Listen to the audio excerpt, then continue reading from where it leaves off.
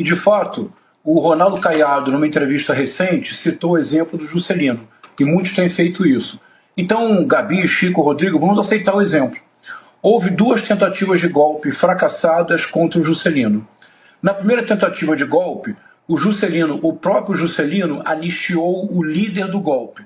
O que fez o líder do golpe, depois de ser anistiado, tentou um segundo golpe.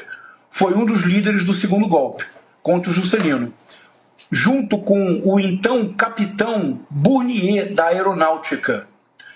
Nesse segundo golpe, no final do governo do Juscelino, passou o governo para o Jânio Quadros, o Juscelino já não podia anistiar. O Jânio Quadros anistiou o capitão Bournier da Aeronáutica. Ele voltou para o Brasil. Gabi foi um dos artífices do golpe da ditadura militar de 1 de abril de 1964. Não apenas. O capitão Bournier, como pôde seguir a sua carreira, chegou a ser brigadeiro, o posto máximo da Aeronáutica. Você sabe quem foi o brigadeiro Bournier, Gabi? Um dos principais e mais abjetos torturadores da ditadura militar. Foi o homem que principiou a torturar o ex-deputado Rubens Paiva, o levou à morte sob tortura e ocultou o seu cadáver. O brigadeiro Bournier foi responsável por transformar as instalações da Aeronáutica num dos mais terríveis centros de tortura da ditadura militar. Foi na instalação da Aeronáutica, no Galeão, no Rio de Janeiro, que o jovem Stuart Angel Jones foi torturado brutalmente até a morte. Não apenas isso, o cadáver foi ocultado. Surgiu então uma das maiores heroínas da história do Brasil, uma das pessoas de maior coragem que nós tivemos nos nossos séculos de história. A mãe do Stuart Angel Jones, Zuzu Angel, estilista famosa. O Stuart Angel era filho de um norte-americano. Ela viajava o mundo inteiro fazendo exibições da sua estilística. Ela denunciou a ditadura militar em coleções de roupa em Nova York. Ela denunciou a ditadura militar em todas as instâncias, em todos os países do mundo. Sabe o que fizeram com ela, Gabi? A ditadura militar assassinou a Zuzu Angel num acidente forjado em São Conrado. Há fotos em que aparece um torturador, Paulo Perdigão, olhando o corpo da Zuzu Angel morta. É isso o que acontece quando se anistia um golpista. Ele volta mais forte sem limites.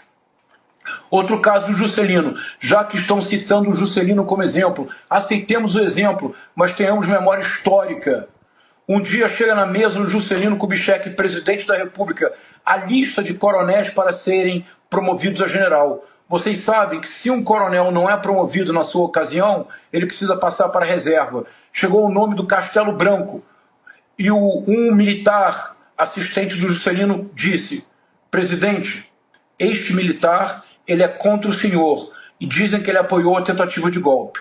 Perguntou o Juscelino Kubitschek: ele é um bom militar? Resposta que deram: é um militar exemplar, mas ele é contra o senhor. Resposta do Juscelino Kubitschek: ele não precisa ser a favor de mim, ele precisa ser apenas a favor da democracia.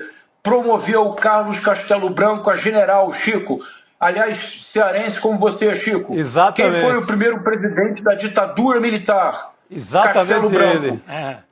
O Castelo Branco, presidente da República, um dia chega à sua mesa a lista de políticos para serem caçados.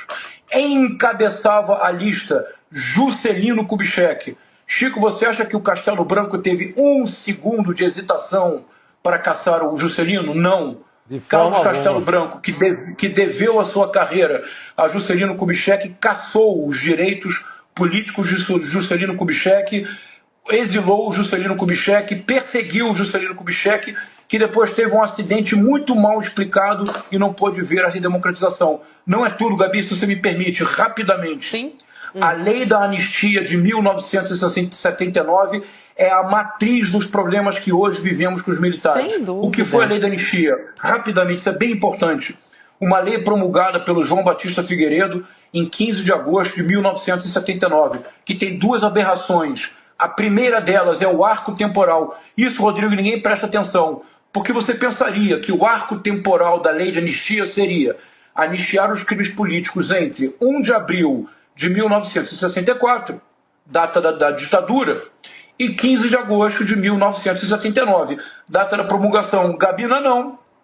A lei da anistia, Chico, vai de 2 de setembro de 1961 a 15 de agosto de 79. Por quê?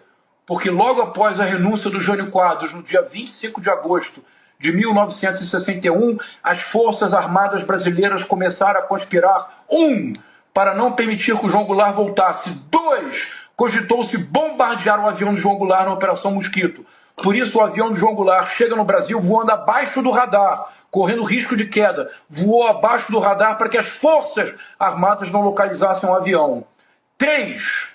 Porque desta forma, os 3 anos entre 61 e 64, as Forças Armadas ativamente conspiraram para desestabilizar o governo João Goulart. Uma prova: criou-se em 1961 chamado IPES, um Instituto de Pesquisas e Estudos Sociais, cuja finalidade, Brasil paralelo da década de 60, era produzir material anticomunista de propaganda para desestabilizar o governo João Goulart. Quem era o presidente do IPES, do princípio até o final? Só deixou o IPES após a ditadura militar para criar o temido SNI, General Goberido Couto e Silva. Quem financiou o IPES? Os americanos e empresários brasileiros. Quem? Walter Moreira Salles, Paulo Maluf, que à época era apenas empresário, não era ainda político. Depois ele descobriu que a política podia ser um negócio muito mais rentável.